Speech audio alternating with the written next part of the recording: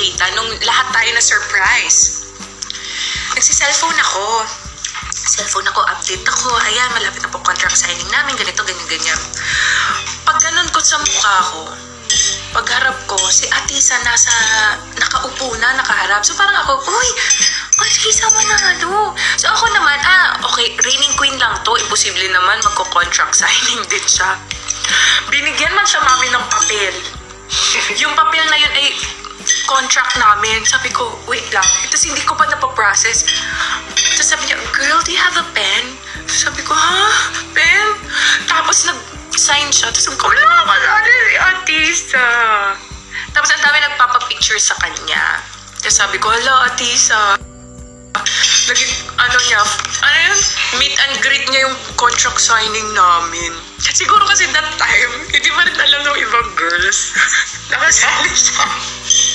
Kasi nga, di ba mami, reigning queen siya. So, ang ganda-ganda. Para talagang para siyang special guest namin. Kasi nung time na yung contract signing, andoon din si Miss Ara Arida. Siyempre, naisip namin, okay, guys, si Atisa baka magbibigay ng tip sa amin, welcome kami. Wala, nag-sign din siya naman.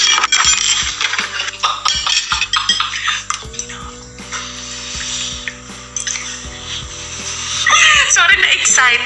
Hindi, pero yun lang. Totoo talaga, maganda si Atisa, no doubt. Hindi mo talaga pwede i-doubt yung love ng Filipino kay Atisa. Kasi, girl, very Barbie talaga siya.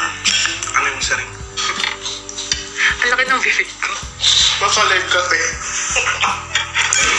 Si Miss Baguio, yes, nagkakausap din kami. Pero kanina hindi ko siya nakita. Ito kasi yung mga first batch. Albay, Camarines, basta yung mga nasa unahang batch. Pero si Baguio, very sweet din. Nakwento ko nga sa kanya, ako, mahilig talaga ako manghingi ng sign. Diba nakwento ko nga sa inyo?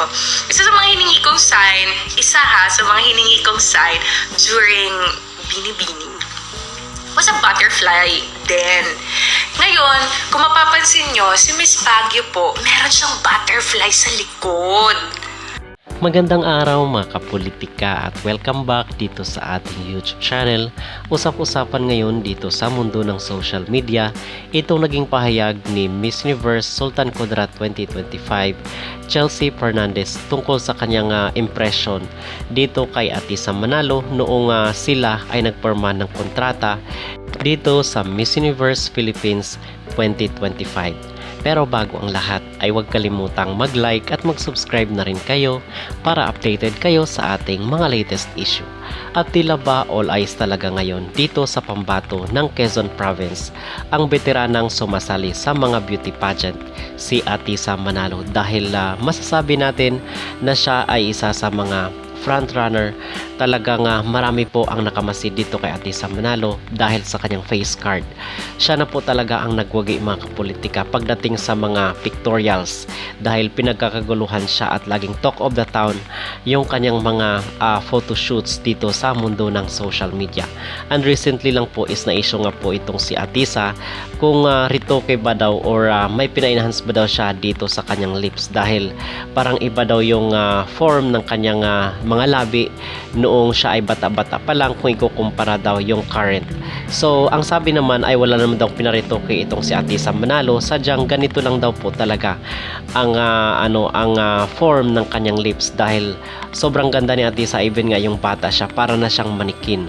So, ngayon naman ay nagsabi itong si Chelsea Fernandez ng sinasabi niya ay nung nabalitaan daw nila na sasali uli sa Miss Universe Philippines or MUPH 2025 itong si Atisa, ay sila daw po talaga ay nasindak at talagang nagulat dito na sasali muli itong frontrunner at kinatatakutan ng lahat na si Atisa Manalo. Ang sabi nga ng iba ay si Atisa na lang daw ang ipadala doon sa Thailand para makipagbardagulan sa mga Latinas at sa mga katunggali nito sa Miss Universe 2025 dahil ang sabi nila ay sigurado daw na patataubin ni Atisa Manalo ang kanyang mga kalaban kung wala lang pong cooking show na magaganap dito sa pagitan nila Anja Crottatip at ni Mr. Nawat.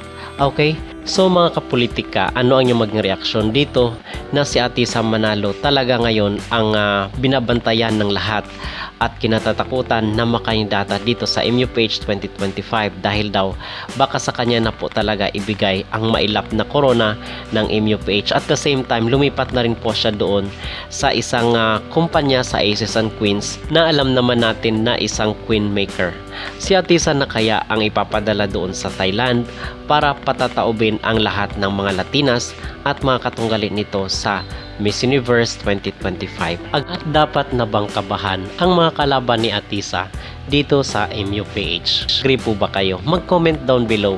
At huwag kalimutang mag-like at mag-subscribe na rin kayo para updated kayo sa ating mga latest issue.